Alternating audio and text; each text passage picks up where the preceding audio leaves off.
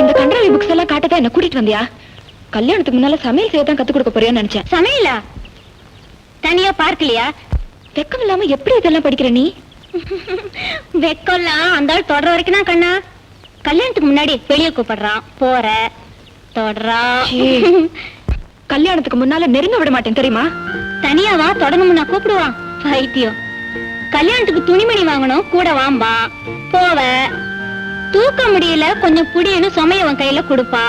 உன்னால ஓட முடியாது, விளையாட்ட வரலால தொடுவான், ஷாக் அடிக்கும், அவ்வளவுதான். அவனு பின்னால ஓடுவே நீ. சரியான பக்கி. ப்ளீஸ் என்ன தொடுங்க. வாங்க. மாப்பிள்ளை எவ்வளவு நேரம் காத்துக்கிட்டு இருப்பாரு, போமா. கல்யாணத்துக்கு முன்னால சேர்ந்து வெளியில போறதுல எனக்கு கொஞ்சம் கூட பிடிக்கல. ஆமா, அதாவது இந்த காலத்துல முதலரவு முடிச்சிட்டு சாவாசமா தாலியை கட்டிட்டுங்க. இது என்னடானா போமா. அம்மா போட்டுமா? போயேண்டி. போக வேண்டாம்னு சொல்லுவியோன்னு பார்த்தேன். எல்லாம் கிண்டல் பண்ணுதுமா. அதான் யாரும் இல்லையே, போயேன். போட்டுமா? போயேமா.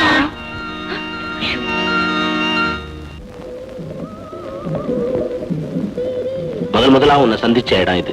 நாம 2 பேரும் தனியா இருக்கத்தான் தியேட்டர்ல அத்தனை டிக்கெட்டையும் வாங்கி உன்னை கூட்டு வந்தேன். ஏன் எதுவுமே பேச மாட்டேங்கிற?